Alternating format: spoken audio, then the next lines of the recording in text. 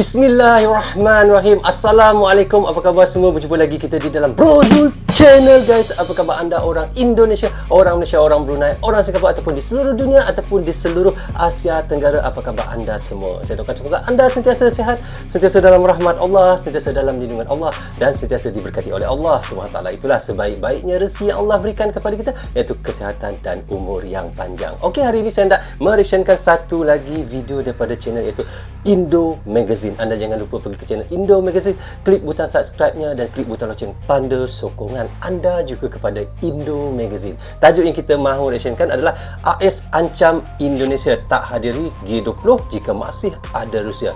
Menlu RI siap terbang ke Eropah lakukan ini. Wow guys, kalau kita tengok pada tajuknya di sini kenapa itu Menlu itu RI siap terbang ke Eropah lakukan ini, untuk apa guys? Adakah kerana dia mahu berjumpa dengan AS tentang kenapa mereka tidak mahu menghadiri iaitu di persidangan KTT G20, ataupun ada perkara lain yang mereka mahu bincangkan? Dan kita nampak jika Menlu sudah pergi ke Eropah sana, pasti ada cerita ataupun berita yang penting untuk dikatakan kepada AS ataupun di Eropah sana. So, tanpa buang masa dan tanpa berlengah lagi, mari kita sama-sama tonton narration bersama dengan Brozul. Mari. And I've made clear to my colleagues in Indonesia that we Menteri Kewangan will AS not be participating in a number of meetings if the Russians are there. Hey, hola Indomax, Indo Magazine. Nah, negara Amerika kini mulai semakin agresif menekan Indonesia jika Indonesia tetap menghadirkan Rusia dalam acara KTT G20, bos. Baru-baru ini dikutip dari beberapa sumber berita berikut. Sebentar guys, kita baca. AS ke RI, kami tak akan datang pertemuan G20 jika ada Rusia. Bayangkan AS mengatakan begitu kepada RI guys. Dia seperti mengugut jugalah kalau kita tengok dalam situasi ini. Kami tak akan datang di pertemuan G20 jika ada Rusia. Bayangkan sampai begitu sekali mereka sangat sangsilah, boleh katakan memboikotlah jika ada Pak Putin datang ke G20 tersebut. Seolah mengancam, Amerika pun menegaskan bahwa mereka tidak akan hadir dalam KTT G20 jika dalam pertemuan tersebut ternyata ada perwakilan Rusia. Nah lo, gimana nih bos? Jika sang preman Mamarika sudah melakukan sesuatu, takutnya para dedengkotnya pun seperti Kanada, Australia, Inggris bisa-bisa ikut-ikutan gak hadir juga nih. Jika banyak yang gak hadir, KTT G20 Indonesia ya sama aja bohong. Bahkan mungkin bisa dicap gagal. Ya, jika banyak presiden-presiden yang tidak hadir di dalam persidangan G20 itu guys, maka boleh dikatakan persidangan itu akan dibatalkan dan akan ditangguhkan ke tahun hadapan. Tetapi kalau sudah pergi ke tahun hadapan, maka bukan lagi Indonesia lah yang akan menjadi tuan rumahnya, pasti negara lain yang mendapat gilirannya. Itu yang saya itu yang difaham dalam pemahaman saya lah. Okey, kita lanjut guys. Menteri Keuangan Amerika Serikat yaitu Janet Yellen mengaku bahwa ia sudah menegaskan posisi negaranya ini kepada para menteri keuangan di G20, terutama Indonesia selaku pemegang presidensi tahun ini. Beliau pun mengatakan bahwa saya sudah menegaskan ke rekan saya di Indonesia bahwa kami tidak akan berpartisipasi dalam sejumlah pertemuan jika Rusia ada di sana. Ia menegaskan posisi negaranya ini saat berbicara di hadapan Komite Layanan Finansial Dewan Perwakilan Amerika Serikat. Dalam rapat itu, Yellen pun kembali menegaskan keinginan Presiden Amerika Serikat yaitu Joe Biden untuk mendepak Rusia dari G20 karena invasinya ke Ukraina. Mereka sebenarnya memboikot benda ini kerana kita tahu bagi AS dan negara barat ni, mereka sangat marah kepada Rusia ni kerana mereka anggap Rusia ni adalah seperti criminal war lah, war criminal lah. Terbalik saya tadi, maaf.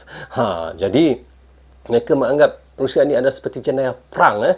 Tetapi kita harus ingat bagaimana dulu AS dengan Iraq menyerang Iraq. Adakah itu tidak dikatakan jenayah perang guys? Tetapi bila Rusia melakukan perkara ini, invasi kepada Ukraina, mereka sudah menganggap begitu. Itu yang kita hairan kenapa boleh jadi begini. Okey, kita lanjut ya guys. Nah, sementara itu di lain pihak, Indonesia sebagai pemimpin G20 pun kini semakin aktif, bos. Menteri Luar Negeri Indonesia pun dikabarkan akan mengunjungi sejumlah negara anggota G20 di Eropa untuk mencari jalan keluar mengenai konflik antara Rusia dan Ukraina. Retno mengklaim pemerintah Indonesia pun sudah bergerak dalam upaya menyelesaikan konflik tersebut sejak hari pertama invasi Rusia ke Ukraina pada tanggal 20. Cari cara yang paling baik atasi konflik Rusia-Ukraina. Itulah sebab itulah iaitu Menlu daripada Indonesia ke Eropah. Februari 2022 lalu. Ia mengatakan sebagai presidensi G20, Indonesia ingin berkontribusi dalam memberi masukan mengenai penyelesaian masalah Ukraina. Karena kalau semakin panjang enggak selesai, dampaknya akan ke G20 dan ke kita semua. Ujar Ibu Retno Marsudi, betul, dampaknya Menteri memang sampai Luar ke Negeri rakyat Indonesia. Sebenarnya apabila jika G20 itu dibatalkan di Indonesia ataupun di Bali nanti, maka di situ seumpama Indonesia sudah dipermalukan. Sebab itu kita harus mengambil sesuatu langkah yang bijak untuk kita terus untuk meneruskan G20 itu. Jangan dibatalkan. Kerana G20 itu lambat lagi sebenarnya di dalam bulan November tahun 2022. Maka ada banyak masa lagi. Maknanya di sini bulan 5, 6, 7, 8, 9, 10. Maknanya ada dalam 6 bulan lagi masa. Dalam masa 6 bulan ini bermakna Indonesia boleh lagi mengatur langkah dan memberi berbagai-bagai iaitu idea untuk supaya KTT G20 ini dapat diteruskan di Bali nanti. Itu yang kita harapkan sama-sama, guys. Okey, kita lanjut. Kini, polemik perang Ukraina-Rusia pun semakin menyeret Indonesia, bos. Indonesia pun kini harus ikut berhadapan dengan negara-negara barat yang menentang Putin dalam rencananya untuk hadir di G20. Dan Amerika pun kini benar-benar telah mulai menyatakan menolak untuk hadir dalam KTT G20 jika nanti ternyata dalam pertemuan tersebut benar-benar ada perwakilan Rusia. Sementara itu, delegasi Indonesia pun akan berangkat ke negara-negara Eropa untuk menyelesaikan masalah perang Ukraina-Rusia karena akan berpengaruh juga ke nama baik Indonesia dalam kepemimpinannya di organisasi G20. Kalian tentu tidak mau kan negara kita dicap abal-abal alias tidak becus sebagai pemimpin G20. Sebenarnya di dalam hal ini bagi saya bukan salah Indonesia. Bukan salah Indonesia jika G20 itu tidak dapat dilanjutkan di Indonesia. Bukan salah Indonesia bagi saya lah. Kerana yang membuat ulahnya di sini adalah AS dan sekutu-sekutunya Barat. Mereka yang memberi sanksi ataupun boikot di dalam G20 itu jika Rusia hadir, bermakna mereka tidak mahu hadir untuk G20 itu. Maknanya itu bukan salah Indonesia, itu adalah salah mereka, iaitu AS dan sekutunya Barat. Itu salah mereka sebenarnya. Bagaimana menurut kalian? Jangan lupa komentar. Tetaplah kalian barbar dan jangan santuy terus. Demi Indonesia maju, salam Indomax Indo Magazines. So, okay guys, kita dah reaction tadi daripada channel Indo Magazine. Anda jangan lupa pergi ke channel Indo Magazine. Klik butang subscribe-nya guys. So, AS ancam Indonesia tak hadiri G20 jika masih ada Rusia. Menlu, RI ataupun siap terbang ke Eropah lakukan ini.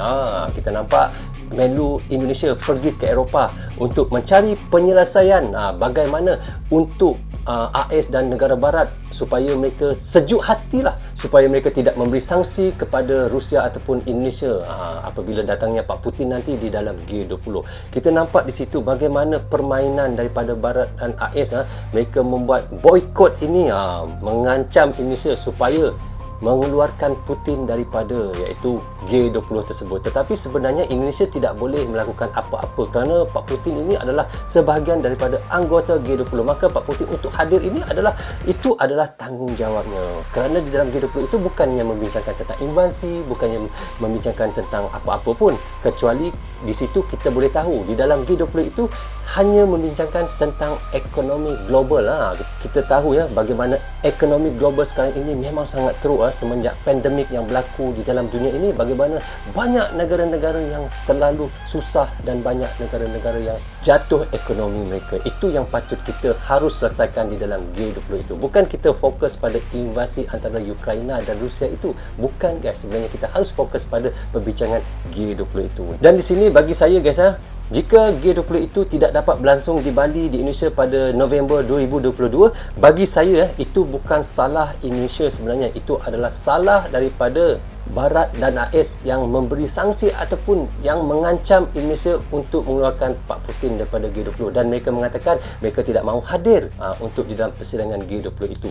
Bayangkan guys, sampai begitu sekali mereka memboikot ataupun mengancam Indonesia. Dan kita harapkan mudah-mudahan Indonesia ada jalan penyelesaiannya untuk memberi situasi win-win lah, maksudnya kepada Rusia, kepada AS dan Barat, supaya mereka dapat hadir sama-sama dan membelakangkan tentang apa yang telah berlaku invasi antara Rusia dan Ukraina tersebut, dan lebih berfokus kepada persidangan ataupun perbincangan iaitu tentang global ekonomi. Itu yang kita harapkan sebenar-benarnya guys.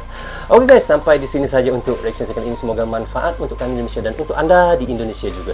Jangan berhenti menyokong Brozo Channel. Tanpa sokongan anda tiada dalam Brozo Channel di dalam YouTube ini. Bagi anda yang suka dengan cara saya mereaction, anda boleh klik butang subscribe dan klik butang lonceng tanda sokongan anda kepada saya. Jaga diri anda, keluarga anda, terutamanya anak dan isteri anda. Assalamualaikum, bye-bye.